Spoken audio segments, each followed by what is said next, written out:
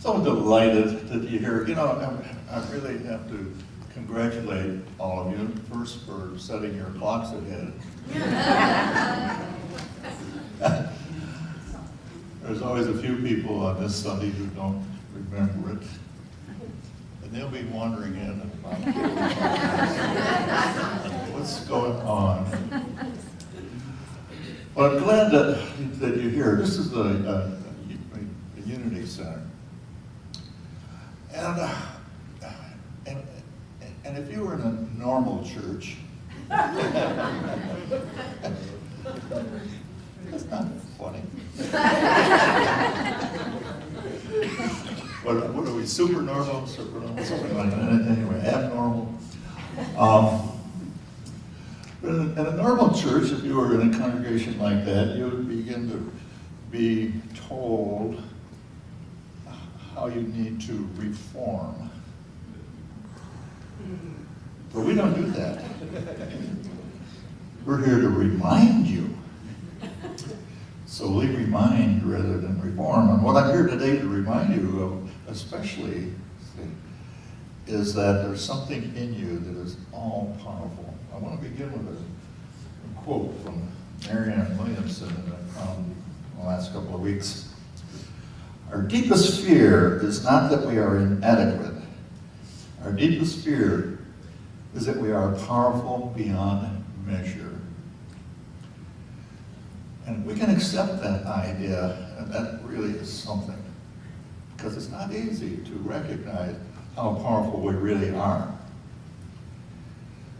I remember, and one of the reasons we asked Andy to play How Great Thou Art today, because it reminds me of the first Unity Church we walked into a little over 40 years ago back in Detroit. And one of the things that they did was they sang that song, and I don't remember ever had heard it before, at least had never heard it sung with so much ardor, so much energy, and it was really great. But I also heard and saw some things at that Unity Church the first time that didn't exactly feel that way. You know, I heard the message about the God within me, and it was just overjoyed at that. It was a whole new thought for me, and I took that in right away. But also there was a woman sitting next to me in a lotus position, and I thought, that's a little weird. And then they had a meditation, which was even more weird. And then later on in Fellowship Hall, people were talking about reincarnation and Akashic records and spirit guides, and I thought, wow, I wonder what I'm doing here. But then the teacher, Jack Bowen, at that time said, you know, when you come into a Unity Church, here's what we recommend, is that if you hear something you like, you take it with you. And if you find something that doesn't quite fit, you just sit with it for a while. So over the past 40 years, I've been sitting with a lot of ideas. And many of them are just recently coming to fruition. One of the ideas, for instance, that is now in my mind is that we can believe two almost opposing things, and they're both right. You know, we are in a process here. We have been for several months in dealing with the fact of Richard leaving us. And it would be very difficult for us to say that was a good thing. And yet at the same time, in this whole period of time, have not some good things happened? We've had some excellent speakers who shared with us wonderful ideas. And so at the same time that the grief is going on, and that's not good, there is good. And so there are two opposing things that are both true, is that not right? And so there's a lot of things in life that are like that, where we get these ideas that we might think are opposing, and yet they're both true, they're both right. I found a couple of quotations that I want to share with you from people who put things together that I like. One of them regard to this whole thing about death was from Ken Wilber, who said, "The fact that life and death are not two is extremely difficult to grasp, not because it is so complex, but because it is so simple." And one of the things that happened for us during this period of time, that Richard taught us something marvelous, didn't he? He taught us that it was possible to live while dying. And he did that well. And so for all of us, we're all right now in the process of living until we die. Living and dying, it's all one, okay? This is from a fellow named Father Richard Rohr. "The true self is neither God nor human. The true self is both the same, at the same time, and let me get this right. The true self is both at the same time, and both are total gift. The true self is neither God nor human, but it is both." We think about Jesus a lot of times being God and man. It's difficult to see where God leaves off and man begins, and man leaves off where God begins. And that's why Jesus is such a great model for us of what we can be and what we are. And so there's always this possibility of two ideas that seem to be opposing and yet both being true. Both being true. Marie and I, we retired about almost 10 years ago. And for a long time after we did that, we kind of stayed away and traveled a bit and those kind of things. But there was a part of the ministry that we missed. You know, one of the gifts of being a unity minister, which I always appreciated, was that we were always hearing about new books, new interesting ideas, new things that would come along. And so as a minister, I would say to whoever was in charge of ordering books for the book room, order this book. Then I'd get one, which I could read. I had the time. I especially had a lot of time when I first came here in 1985 because there was only about 18 people here. So I'd sit in my office all day and order books and read. Then they started bringing their friends. My life got more complex. And here you are. You know. But the point is, we missed something of ministry, just sitting here. And I began to remember the book room, the book group, Friday morning book group. In the last couple of years I was here as minister, I had my office in the back there next to the parlor where the book group met. And I was always amazed by the noise that was coming out of that room. Laughter and shouting and going on and just having a great old time. And I thought, what are they doing in there? So eventually, after we were there, Marie and I decided to go and check it out. And what we found was something remarkable. It's a different kind of a book group because they don't read the book and then come and talk about it. They read it there. And while they're reading, if somebody gets inspired, they say, wait a minute, that reminds me. And so they will begin to discuss and to talk. And sometimes it goes way off the book. But the thing about it is that whatever goes on is okay. And so some of the ideas that come from other people are really rich and valuable. And some of them are interesting. But it's all right. You know? And so nothing is disallowed. And I love that. I love that kind of interaction with people where we get to delve into our minds and our hearts and really express what's going on. We're reading a book now, started 3 or 4 weeks ago, and it's called Co-Creating at Its Best. What it is it's the words that were used in an event that took place back in November on stage between Dr. Wayne Dyer, and I've read practically everything that Wayne has written, beginning with the Erroneous those years ago. That was a mind-changing, a life-changing event. So I've always respected Wayne Dyer, watched him progress spiritually through his works. Excuse me, wow. You didn't need to hear that. And so he's having this discussion with Abraham, who is the channeled work through Esther Hicks, a woman named Esther Hicks. And Abraham is considered to be what the consciousness of,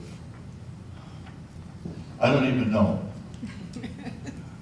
And channeled works was always something that was something I just sort of had to sit with. But the group wanted to read this book, so I said, okay, so we started to read it. In the very first week, a paragraph came off the page and jumped at me, and nobody else seemed to pay any attention. They just went on reading. And I thought, how could they do that? Because here's the paragraph. Humans have the misconception that source, that's Abraham's name for God, Spirit, source is no longer expanding, or that source is finished and perfect. And that means that humans are now working to accomplish that perfection. But what is really going on is that source is expanding into greater capacities of love because of that which man is living. And that just exploded in my mind because it answered something that I've always pondered. You know, one of my difficulties in dealing with reincarnation was, how did these people get here? We just reincarnate. And so there had to be something new going on. What this says to me then is that the way Source or God or Spirit creates and has love is by creating human beings. And that was the purpose of the whole thing. And so to have more of that love, to have more of that energy requires more human beings. And that's called expansion. Okay? And so that became very clear in my mind. And about 3 weeks later, it came up again, and then the group began to discuss it, and I just sat there and said, well, you're finally getting it. And I chuckled, you know. But it's an enormous idea if we think about it. That because what were we told? Many of us who came from a normal spiritual place of some sort were told that God was perfect, and therefore God was fixed, it was finished, it was done. But cannot God be perfect and expanding all at the same time? You know, the very idea of creation holds within it the seed of expansion. If you look around, everything has that capability. Marie and I got together and decided to have a family, and we found expanding love through having a child. And so that was so good, let's do it again. And then where are we going to get the love for that child? But it was there when that child was born. We had 9 of them, and the love just kept going. Now we have grandchildren, and we can love them. It's just, there's no end to our capacity to love. There was an end to our capacity to house these kids. So on a physical level, expansion can get out of hand. I was going someplace the other day, you know, when we first moved here in 1975, Wilmington was not Wilmington as it is today. You know, this is an expanding area, expanding city. And I'm sitting in traffic and I'm thinking, where are all of these people coming from? Don't they ever stay home? Doesn't anybody work? You know, we used to be able to drive around town all day long and not run into anybody. So expansion can become a problem. But in mind, in consciousness, it's not a problem at all. One of the things that I heard when I first went to the Unity Church was that God is mind, and Jack used to say, mind with a capital M, and we are mind with a small m. So we are mind within the mind of God. And that made an elemental sense to me. So I realized that if God is expanding, then that's how we expand. We expand in mind. We expand through the process of love, of growth. And every moment of every life, of every day, we have the capacity, if we choose, to expand. Charles Fillmore said to us, one of our needs was to expand our goal, our God thought. So that's how we expand God, not by creating a bigger church, but by creating a bigger sense of God in our mind, a bigger sense of love, of appreciation. I think of all the things that we can do in mind that will expand us. Appreciation, for instance. You know, just on your way home today, just think as you go along how many things you have to be grateful for. We have a car that we love, and I never get in that car without saying thank you. You know, it's built so where I can sit down on it rather than crawl into it and crawl out of it. You know, so, thank you. And we have our youngest son with us for a short time this week, and he left behind his son. So we've had him with us, and how sweet that is. We've got grandchildren all over the world, and great-grandchildren. And that love is expanded everywhere because we love each one of them, you know, and it's not us really doing anything, but the love just seems to go through. Have you ever noticed that about love? It just comes out of nowhere and whew, there it is. And so that's how we expand. But the seed of expansion is in every living thing. We were eating breakfast this morning, and one of the things we had was a tangerine, and we're eating a tangerine, and this is a real tangerine because it's not a hybrid, so it's full of what? Seeds. And Marie said there's seeds in every section. And I thought about that. This is creation. This is growth. This is expansion. You know, I love growing things, and it's always interesting to watch. You know, you put a seed in the ground, and out comes a plant of some sort. And then that plant has a flower, and that flower puts out seeds. And so the whole idea of expansion is the key, is there, is part of the whole thing of creation. Nothing gets created without a desire to become more, to become expanded. And that includes each and every one of us. And so, I'm standing here looking out at evidence of perfection. Can you say that about yourself? Just think for a moment. I am perfect. Are you done? No. None of us are done. But we are perfect. And that's what the whole thing is about. We're capable of expanding. We're capable of growth. We're capable of learning. We're capable of being different. So remember that. That's all I'm here today for, is to remind you that as you are right now, as you have always been, in the eyes of God, is perfection. And that you are powerful. What do we mean by that? We often say that a lot of times, co-creating. And think about what co-creating says. Co-creating says that it takes two to create. Okay. Now the old idea that God created without any help, we have to set that aside. So God co-creates with us.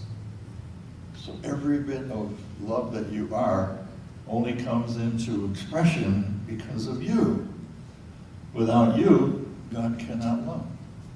Without you, God cannot expand and grow. Oh, yeah, the universe is growing and expanding. That was because of an idea that happened a long time ago. You know, the scientists have shown us that the universe is expanding, is growing. Everything is moving out from that place that started very small, they called it the Big Bang. They called it the Bang because it kind of just sort of happened very quickly. So they think everything happening quickly must make a noise. There was no noise at the beginning. It was just an idea, just a thought. You know, expansion doesn't have to be noisy. Maria's a baker. And she puts all this dough together because she makes this wonderful bread. She puts it together and puts the right ingredients in there and sets it aside, and it just grows. And then she pushes it down and it grows again. And then finally she puts it in the oven and it grows. And not long ago, I picked up some gluten-free bread mixes from King Arthur flour. Because they make good flour, we thought they'd make good things. And so she put it together, put it in the pan, and my memory of it is that it wasn't doing much, so she might have put it warmer. And then next thing you know, we watched it, and it was growing. And it's over the top of the pan, and then it's dropping over the pan, and part of the dough is falling down, and it's just like, it kind of got out of hand. But the point is that it's the very beginning of anything has that seed, that idea of expansion, of more, of greater, of more and more and more. And so we have the capacity to increase our God thought through love, through compassion, through gratitude. Look at the ways today that you can be more than you've ever been. Have friends. There's someone out there there's just someone who's just waiting to be your friend so that you can love and appreciate them. And they're waiting for you. So there's no end to our capacity to expand. And the neat thing is that we're perfect every moment while we're doing it. So that's all I want today, is to remind you that you are powerful, that you are perfect, and that you were meant to expand. So do it with some enthusiasm. God bless. Love you, Mother.